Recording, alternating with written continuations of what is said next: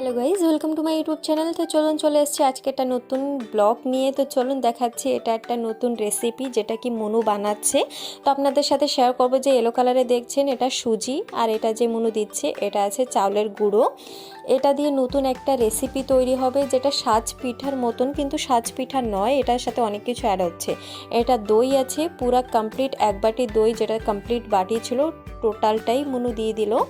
দিয়ে দেওয়ার পরে এটা ভালো করে মিক্স করা হবে জল দিয়ে, কিছু কিছু জল দিয়ে, অল্প অল্প জল দেওয়া হয়, পরে পরে ভালো করে মিক্স করা হয়। এটা খালি প্রথমে তো মিক্স করলো, মিক্স করার পরে কিছু পরিমাণে জল দিল, কিছু পরিমাণে জল দিয়ে ভালো করে সুন্দর করে মিক্স করলো। সুন্দর করে মিক্স করে আরও কিছু বেশি জল দিয়ে দিল, কারণ যেহেতু এটা সুজি কিছুক্ষণ রেখে দেওয়া হবে, তো রেখে দিলে এটা ফুলবে, তো একটু জল দরকারি। তো এখানে 1 চামচ লবণ দিয়ে দিয়েছি। ঠিক আছে, এখানে বললো মনু লঙ্কার গুঁড়ি দেবো, আমি বললাম না, এটা যেহেতু তুমি বানাচ্ছ নর্মালি বানাও, অলরেডি কাঁচা লঙ্কা দিয়েছি আর লঙ্কার গুঁড়ো দেওয়ার প্রয়োজন নেই। তো এখানে দিয়ে দিয়েছি টমেটো কেটেছি, এটা ধনে পাতা দিয়ে দিয়েছি, পেঁয়াজ, কাঁচা লঙ্কা, টমেটো সব কিছু কেটে রেখেছিলাম, কেটে কেটে দিচ্ছি। কেটে কেটে দেওয়ার পরে এটাও সব মিক্স হবে, যেটা আমি বললাম সাজ পিঠার মতো, কিন্তু সাজ পিঠা নয়, এটা নতুনই একটা কিছু রেসিপি। কী রেসিপি আপনাদের সাথে শেয়ার করছি সেটাই। যদি বানিয়ে কেউ সন্ধ্যাটার সময় স্ন্যাক্স বানিয়ে খেতে চান, এটা বানিয়ে খেতে পারেন, বহুতই টেস্টি হয়েছিল, মুলাম হয়েছিল। তো এটা সুন্দর করে মিক্স করে দিলাম, মিক্স করে এটা কিছু সময় রেখে দেবো। দেওয়ার পর এটা বাইরে তৈরি হবে, যেহেতু এটা সাজে মাটির সাজ আছে, মাটির সাজ তো আমি গ্যাসে বানাতে পারবো না, তো এখানে মা বানাচ্ছে, আমি চুলায় বানাতে পারি না।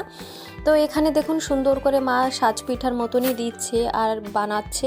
এত সুন্দর হয়েছিল বানানো, যে সাজ পিঠা যেমনি বানায় সেম প্রসেস করেই মা বানিয়েছে। দেখুন কত সুন্দর এলো কালার, কারণ এটা সুজিটা এলো ছিল, যার জন্য কি এলো কালার এসছে, আর বহুতই টেস্টি হয়েছিল, সফট হয়েছিল, আর কিছু ডিফারেন্ট টেস্ট এসেছিলো, বহুতই ভালো লেগেছিলো।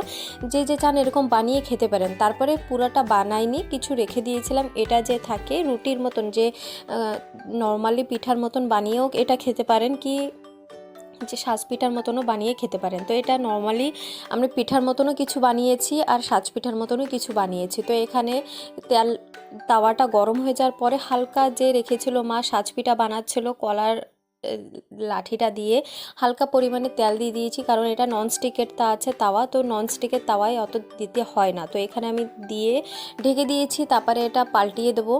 পাল্টানোর পর এটাও খেতে ভালো টেস্ট হয়, এরকম দিলেও খেতে পারেন, ওরকম সাজ পিঠার মতনও বানিয়ে খেতে পারেন। দুটোই রেসিপি আছে, দু রকম করেই আপনি খেতে পারেন। তো এখানে এটা বানিয়ে নিয়েছি। এটা বানানোর পর মনু, আমি, মাকে দিয়ে দিয়েছি, আমরা সবাই মিশে খেয়েছি, বহুতই ভালো লেগেছিলো। আর এটাই দুটো রেসিপি আছে, চাইলে বানিয়ে খেতে পারেন। আজকের জন্য একটু কি, thank you so much, subscribe my YouTube channel.